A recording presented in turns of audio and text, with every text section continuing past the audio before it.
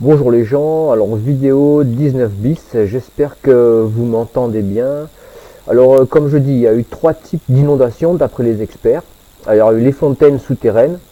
Alors il parle des fontaines, je pense que c'est les points d'eau qu'il y avait sur ce continent central en fait, hein, comme des sources, des trucs comme ça, ou des nappes d'eau souterraines hein, qui étaient là, qui faisaient les sources après les lacs. Donc je pense que c'est de ça qu'il parle. En plus, en numéro 2, il dit de la pluie venant de la voûte supérieure. Alors il parle d'écluses, je sais pas quoi, dans la Bible. C'est tout de même bizarre, quoi. Bon, donc voilà, la pluie venant de la voûte supérieure et les eaux des océans en 3 qui débordent sur la terre. Vous voyez, les eaux des océans qui montent et... Mais bon, ça vient aussi du fond des océans, hein, cette craquelure. Alors, il y a le professeur Walter Brown, professeur émérite de physique, qui parle des eaux qui ont émergé de cavités souterraines, d'accord, comme dans des poches qui étaient reliées entre elles, hein, des grosses poches d'eau, en fait de l'eau à gogo, à gave, hein, à 12 km, voilà, de l'eau, que de l'eau, mais sous pression, dans des cavités, je sais pas, qui se rejoignent, à des pressions phénoménales. Et il dit qu'il y a une libération, donc il y a une fissure qui s'est faite, d'accord, et qui a commencé à grandir, à monter, à écarter, et l'eau est montée. Il dit que la libération de l'eau qui est partie des cavités souterraines, il dit que ça dépasse l'explosion de 10 milliards de bombes H. Bon, je sais pas ce que ça représente, mais ça doit être pas mal. Alors, il dit que cette arrivée d'eau nous montre comment les montagnes sont arrivées, la terre s'est soulevée et s'est craquelée, séparant le continent central en plusieurs morceaux. Donc là, il parle de la dérive des continents. Il parle de la dérive des continents où tout s'est séparé justement avec cette craquelure. Il y en a eu d'autres qui s'est faite, la terre s'est soulevée. Mais en fait, il n'y avait pas de montagne avant. Il n'y avait pas de montagne. Je vais vous expliquer après mon point de vue. Je pense pas qu'il y avait des montagnes. Alors donc la terre s'est craquelée, ce qui a fait les montagnes, d'accord. Tout s'est soulevé. Les plaques continentales se sont formées à ce moment-là, donc elles ont dérivé, elles se sont plissées, d'accord. Mais moi, je pense que c'était pas du caillou. Je pense qu'avant, tout était végétal, d'accord. Tout, les plantes, les arbres, il y avait plein d'animaux, des créatures géantes, puisqu'on trouve des empreintes de partout, on retrouve des drôles de formations rocheuses qui ressemblent à des animaux, à des êtres humains, des créatures, des empreintes dans des sols granitiques, d'accord, qui ont été faites parce que le sol justement était mou, mais je pense pas qu'avant il y avait des montagnes. C'est les racines, vous voyez, toutes ces plissures, ces pliures qu'on voit, moi je pense que c'est des racines d'arbres, quand la craquelure s'est faite, vous voyez, toutes ces branches entremêlées, ces milliers il devait y avoir une communication incroyable hein, entre toutes ces plantes, il y avait peut-être aussi des animaux qui vivaient là, sûrement de partout, je dirais, la vie était partout, la vie était géante et partout. Le taux d'oxygène était beaucoup plus important, la pression atmosphérique était beaucoup plus, comment dire, elle permettait de grandir, il n'y avait pas de comment dire, il n'y avait pas de densité comme on a aujourd'hui au niveau du sol, au niveau de l'air, au niveau de l'oxygène, au niveau d'une certaine pression. Eux, avant, ils n'avaient pas, il y avait beaucoup moins de densité, donc les corps pouvaient grandir, il y avait beaucoup plus d'oxygène, il y avait des arbres immenses, géants, de plusieurs dizaines de kilomètres, vous voyez. Donc, je pense qu'effectivement, après, c'est devenu solide, mais ces pliures, c'était, à mon avis, des racines, vous voyez. Quand on voit toutes ces roches dans les strates, hein, quand vous voyez toutes ces pliures de roches, machin, ces courbures, je pense pas que c'était du rocher avant, c'était du mou. Ça devait être des racines entremêlées, machin, qui ont été solidifiées, pétrifiées d'une manière, je sais pas, instantanée, je pense, ouais, d'une manière très très rapide. Voilà, ça n'a pas eu le temps de... Et ce que vous voyez, les montagnes aujourd'hui, ben voilà, c'était avant du végétal à 100%, à 1000%. Donc je reviens dessus, hein, ça c'est mon idée. Hein. Je vois pas autrement comment tout a pu être mou. Vous voyez ce que je veux dire? Tout a été voilà, tout est devenu mou à un moment donné, mais ce qui était mou, c'était déjà mou. Vous voyez, les branches, les racines, un arbre, enfin c'était peut-être, mais c'était composé d'une autre, c'était pas de la roche. Voilà, le monde d'avant, c'était pas du carbone comme on a aujourd'hui nos organismes. Voilà, il était différent. Je pense que c'était un monde de silice. Il y avait beaucoup Je sais pas, il y avait beaucoup d'arbres, beaucoup d'oxygène, beaucoup d'air. Qu'est-ce que vous voulez que je vous dise? C'était, je sais pas, c'était différent au niveau, des organismes, au niveau de la biologie, au niveau, à tous les niveaux, tout était différent. Donc voilà, il dit que voilà, donc les résultats de craquage, hein, si on observe bien, il a fallu que ce soit, comme je dis, mou, flexible, malléable. Alors donc peut-être qu'avant de devenir du rocher, du dur, tout ce qui était avant était peut-être que de la végétation, des arbres, des animaux, des plantes, etc. Évidemment, tout était gigantesque. Alors ensuite, je voulais parler donc cette catastrophe, elle a littéralement terraformé le monde d'avant au monde d'aujourd'hui. Hein, c'est plus du tout le même. Et il y a une fossilisation, une pétrification qui a eu lieu de tout ce qui était vivant, d'une manière très rapide. Puis tout s'est redéposé, vous voyez. Les océans, ils ont tout recouvert. Hein, le truc, la pluie, machin. Bon, ça s'est redéposé. Et lorsque l'eau est redescendue, c'est ce qui a formé les différentes strates et les plissures, vous voyez, que l'on voit sur les parois de certaines montagnes, les canyons, etc. Donc, ça n'est pas le temps, voilà, qui fait les dépôts, qui a fait les dépôts successifs, s'étalant sur des milliards d'années, hein, pour former ces couches. Ce sont justement les cours. J'ai du mal à me relire des fois. Alors, ce sont les eaux qui ont, en redescendant, voilà, formé ces strates, voilà, par densité, avec des remous, tout ça.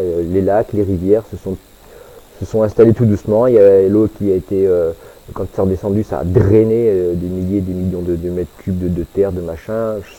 Ça a fait des dépôts, voilà.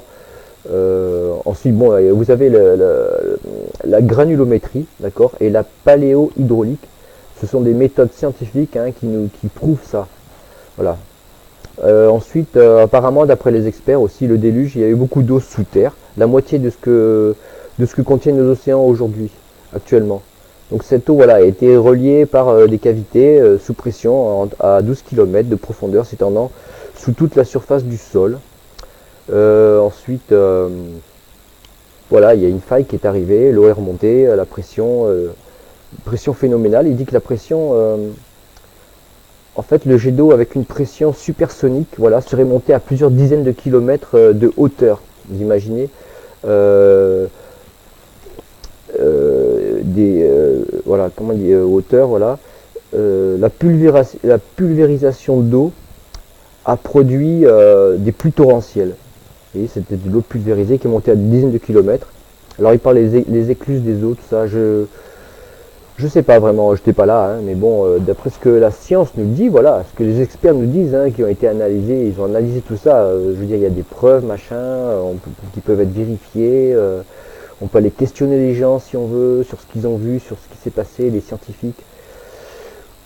Voilà, l'eau pulvérisée alors il y a eu de l'eau pulvérisée qui a atteint la haute atmosphère, qui s'est ensuite refroidi et s'est retombé en neige et en glace, ensevelissant et en étouffant les nombreux animaux, les plantes, les arbres, tout machin, tout ce qui était là, quoi. Je veux dire.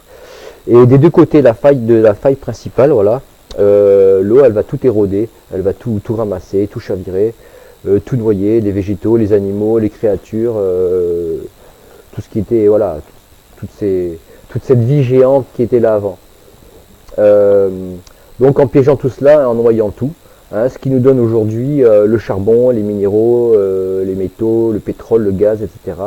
Hein, ça vient de la transformation rapide du végétal, animal, etc. en minéral. Gaz, pétrole et autres liquides et fluides hydrothermaux qui sont transportés, qui passent sous nos pieds. Et ça a des pressions, c'est très très chaud et c'est des très très hautes pressions. Voilà. Ensuite, bon, ça a des grandes profondeurs. Hein. Ensuite, il y a les plaques continentales, hein, se sont déplacées avec le craquage du sol lors du déluge. Ils disent que les plaques se sont déplacées à une vitesse de 70 km/h. Et donc, elles se sont déformées en glissant. Hein. C'est pour ça aussi les courbures, les machins. Donc, vous voyez, je pense les racines, les trucs, les arbres, les trucs, ça c'est hop. Après, ça s'est solidifié. Voilà, c'est pour ça que. Hein. Parce qu'une racine, elle est courbée, hein, elle fait des pleines formes. Elle s'étend comme ça, elle s'entrecroise avec d'autres trucs. Voilà. Puis il y avait sûrement des bestioles, vous voyez, qui ont été, tout ça, ça a été pris là-dedans, voilà, sur plusieurs. Hein. Donc l'histoire a ensuite, bon, ça a été très dur de faire des expéditions parce qu'il y a eu au niveau de l'histoire, au niveau de la politique, il y a eu des guerres de territoire, il y a eu après il y a eu des vols, des pillages et des expéditions qui se sont fait piller tout leur matériel, voilà, par des brigands, voilà, donc ça a été très dur.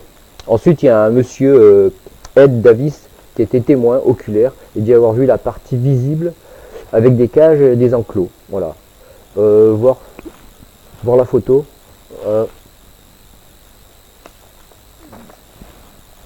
là là. Voilà. Je dis ici, c'est la partie. Pardon.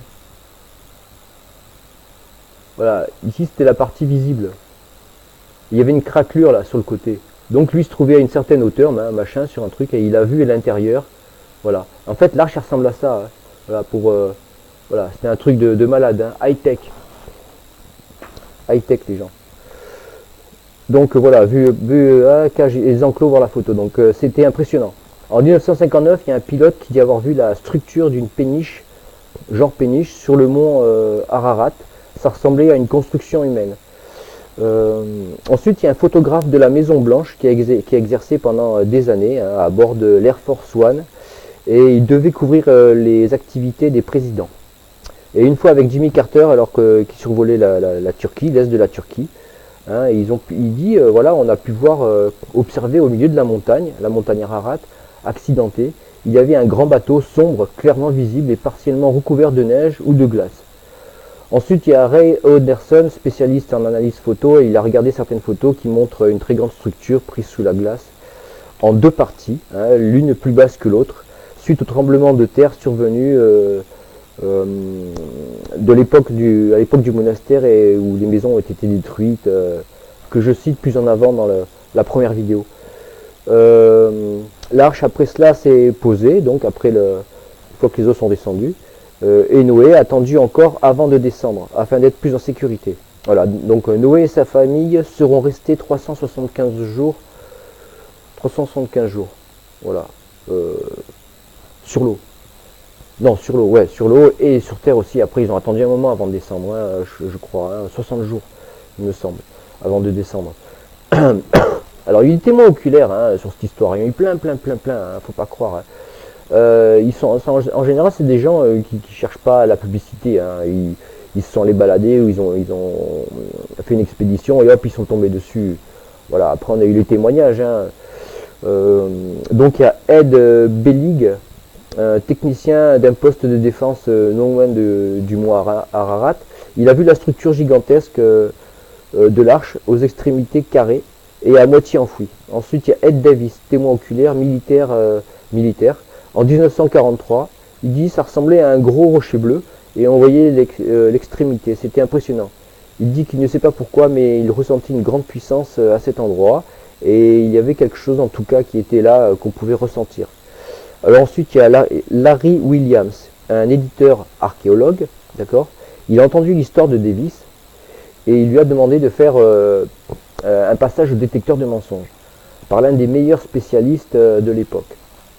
Donc Williams, le gars qui a demandé à Davis de faire le test, a demandé cela car il dit qu'ayant voyagé partout dans le monde, hein, l'une des choses qu'il a apprises est que la plupart des cas, il ne faut pas croire à ces histoires. Donc il a dû en avoir vu des escroqueries, des machins. Alors donc, dans l'intention de faire craquer Davis au détecteur,